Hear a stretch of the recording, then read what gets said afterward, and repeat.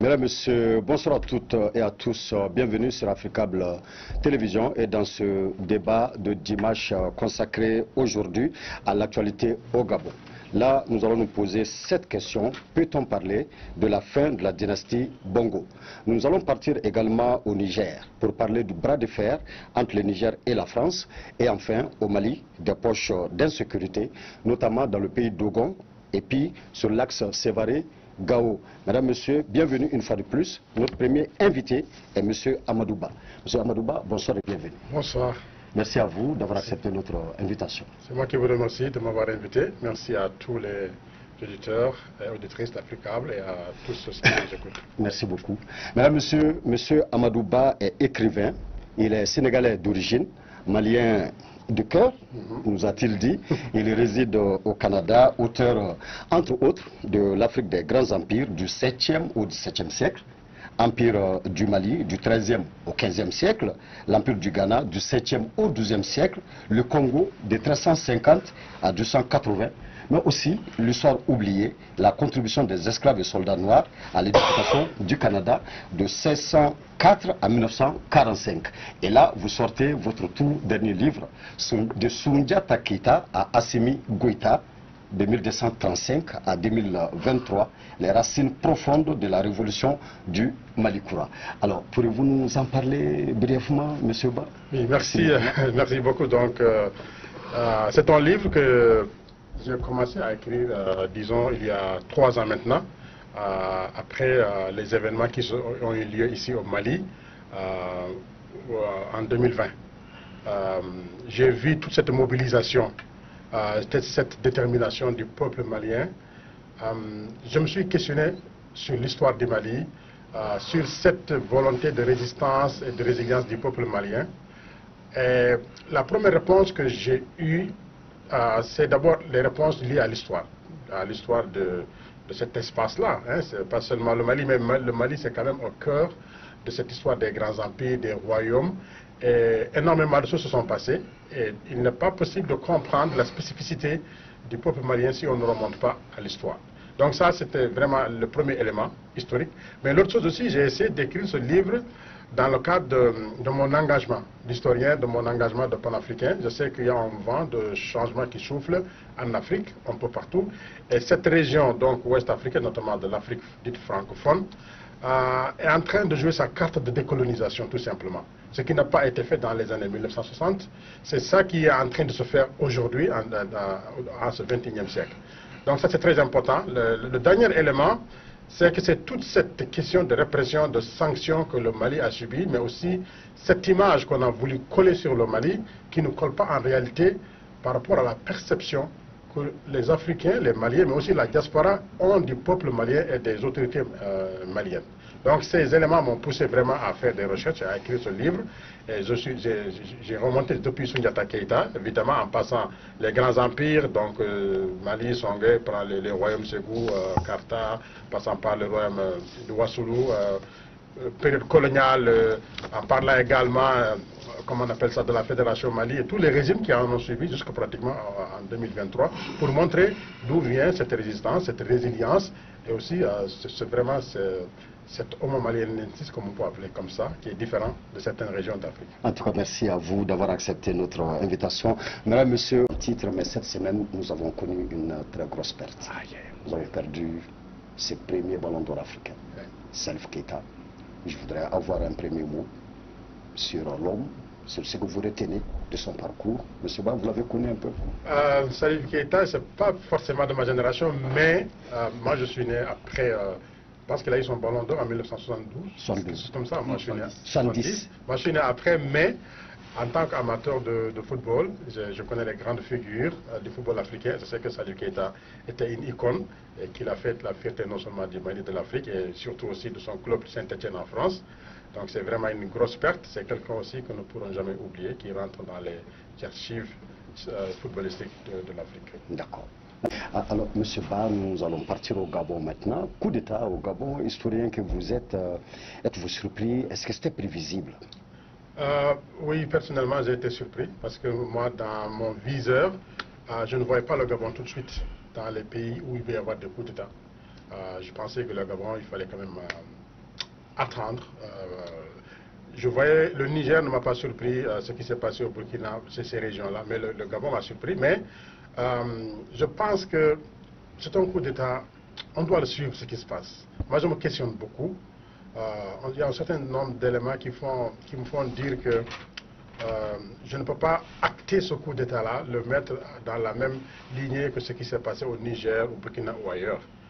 Nous suivons ce coup d'État et les événements qui vont suivre, la détermination du peuple et certains éléments aussi à la fois internes et externes vont jouer et nous dévoiler de la vraie nature de ce coup d'État-là.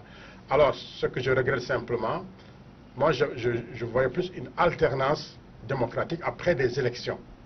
Les élections se sont passées, on attendait quelqu'un qui allait être plébiscité avec un score très très élevé. Finalement, à l'arrivée, nous avons un coup d'État. Ça, je le regrette un peu. Moi, j'aurais voulu que les gens s'expriment par les urnes et que le vainqueur gagne. Mais c'est aux Gabonais de décider. S'ils sont en phase avec ce coup d'État, que ça ne les dérange pas, c'est eux qui décident pour leur pays. Mais je pense que c'est une affaire à suivre et ce n'est pas encore fini. D'accord, M. Ba, toujours sur le Gabon. Juste pour finir sur le Gabon, je veux rebondir sur deux éléments. Le premier élément, c'est quand mon collègue parle de 9 000 dollars par tête d'habitant et par année pour le Gabon. Quand on entend ça, on pense que le Gabon, c'est un pays riche, ils sont corrects, il n'y a pas de problème. En réalité, ça montre encore tous les problèmes du système de la France-Afrique. On a des entreprises qui viennent, qui s'accaparent le marché, et puis cet argent qui est produit ne retourne pas dans le pays. Ouais. Ça va à l'extérieur. Donc finalement, le Gabon est un pays riche, certes, mais un pays très pauvre. Absolument. Les populations sont pauvres. Donc ça, c'est vraiment un problème à régler. Donc et le Gabon est au cœur du système de la France-Afrique. Je ne sais pas si vous avez eu la chance de lire le livre de François-Xavier Verschave, le prix Le Scandale de la République. Parlant de Pierre Péa. Oui, absolument. Ça, c'est vraiment là, on comprend tout le réseau. Donc ça, c'est important. L'autre élément, c'est quand on nous parle de la démocratie. Je pense que la démocratie versus le discours de la Baule dans les années 90, c'est simplement une autre façon déguisée de continuer le multipartisme que nous avions et de coopter encore plus les chefs d'État pour en faire des marionnettes. Parce que cette démocratie qu'on nous a vantée depuis Mitterrand jusqu'à aujourd'hui, elle n'a produit que des marionnettes, des viols de constitution, des coups d'État à répétition parce que les populations ne sont pas contentes. Donc nous devons repenser quel modèle politique nous voulons pour nos pays et pour l'Afrique. Sinon, nous allons être dans un cercle vicieux. C'est l'extérieur qui détermine, qui donne les paramètres, qui donne la ligne, et nous suivons et ça ne fonctionnera pas. Le temps est venu pour nous également de voir qu'est-ce que nous devons faire pour que nos pays se mettent sur les rails, et on n'a pas de temps à perdre pour ça. Alors, bras de fer aussi entre le Niger et la France, toujours avec vous, M. Ba, toujours en tant qu'historien, en tant qu'observateur de l'Afrique d'aujourd'hui, mais aussi de l'Afrique du passé qui vous passionne tant. Alors, comment vous jetez votre regard en fait sur l'attitude de la France au Niger et surtout on peut même dire la détermination de la France. Hein, on veut envoyer votre ambassadeur, il n'ira pas. Nous sommes derrière la CEDEAO, quelle que soit l'issue ou l'option prise, si c'est la diplomatie ou si c'est même l'intervention militaire. On voit la France quand même bien agitée, bien déterminée. Et comment vous analysez tout cela? Alors sur le cas du Niger, il y a deux niveaux. Il y a plusieurs éléments qui me réconfortent. Je suis très fier quand j'observe cela. Et c'est le moment de saluer toute la détermination et le courage du peuple du Niger qui, on l'a vu, des millions et des millions de personnes qui se mobilisent pour défendre leur souveraineté. Et ça rappelle exactement ce qui s'est passé au Mali et ce qui s'est passé au Burkina Faso. Ça ne m'étonne pas du tout. Nous sommes dans une même région, à peu près, les gens réagissent de la même façon. Alors ce qui m'a vraiment choqué ces derniers temps, c'est surtout le comportement de la diplomatie française. Le comportement aussi du président. Comment on peut, par exemple, avoir le discours qu'il a fait devant les ambassadeurs. Moi, je l'ai suivi, mais j'étais vraiment choqué parce que ça ne reflète pas la réalité des situations. Quand il dit que des pays comme le Mali, le Burkina Faso ou le Niger n'auraient jamais existé si ce n'est pas les forces du Serval, etc., etc., je pense que ça relève un peu plus de la manipulation, mais ce n'est pas la vérité historique. Donc, l'autre chose, je pense que la France ne respecte pas les normes de la diplomatie. La diplomatie, c'est entre les États, ce n'est pas entre le régime. L'État du Niger et l'État de la France. Le Niger, aujourd'hui, qu'on le veuille ou pas, les autorités, c'est le général Tchani et son équipe qui dirige le Niger. On peut ne pas les aimer, c'est correct, mais c'est eux qui sont là. Donc, dans le fait. Dans le fait. S'ils demandent de partir, dire que ce n'est pas un régime élu démocratiquement, on ne parle pas, mais ça ne veut rien dire, puisqu'il y a beaucoup de pays qui ne sont pas des démocraties avec lesquelles la France a des relations diplomatiques. Donc, ils n'ont qu'à rappeler leurs ambassadeurs dans ces pays-là aussi. Donc, je pense que la France, elle est plus crédible en ce moment. Je crois qu'il y a un désarroi. Mais moi, je pense que c'est une bonne chose pour nous, Africains. Parce que ça nous arrange beaucoup. Ça fait en sorte que ça mobilise encore plus les masses. Hein? Quand on voit une diplomatie comme ça, quand on voit un président qui se lève, qui est paternaliste, qui nous donne des leçons, qui dit « je ne pars pas », mais ça révolte encore plus les populations du Niger et de l'Afrique. Et c'est pour cela que vous avez vu des millions, et ils sont allés non seulement à l'ambassade, mais aussi au camp militaire français. Parce qu'ils n'en peuvent plus. Donc c'est ça, et je pense que la France a perdu le Niger, tout simplement. Il n'y a pas rien à faire, la CEDEAO ne va jamais intervenir, la France ne peut pas récupérer, Bazoum ne reviendra jamais, au plus grand jamais. Donc le Niger s'inscrit dans cette lignée Mali-Burkina-Niger, et dans une autre mesure la Guinée, et l'Afrique est en train de se retrouver. Donc c'est ça Donc ce qui se passe au Niger, c'est vraiment dans la droite ligne de la révolution dont nous parlons. D'accord. N'a rien à voir avec ce qui se passe au Gabon pour le moment. Mais on souhaite que le Gabon aussi rentre dans la dynamique. Le sujet de ce débat de dimanche, encore des postes d'insécurité au Mali, M. Ba, de Soundiata Keita à Assimi Goïta, de 1235 à 2023. Et là, nous sommes quand même en 2023. Et en 2023, au pays d'Ogon, nous voyons vraiment des villages qui se vident, hein, carrément. Nous voyons des blocus sur des villages entiers dus à l'insécurité. Un mot.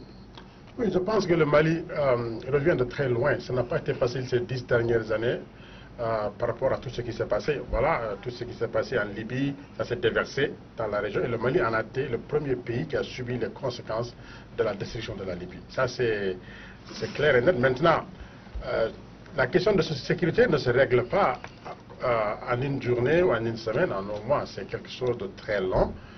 Je fais confiance aux autorités du Mali. Je pense que le Mali est très déterminé à faire revenir la paix, la sécurité dans le pays. Et c'est un pays qui ne badine pas sur la sécurité des populations. Et s'il faut avoir des partenaires puissants, des partenaires qui sont là, et le Mali n'hésite pas sur ces options-là. Donc, c'est passager pour moi. Le pays finira par se stabiliser.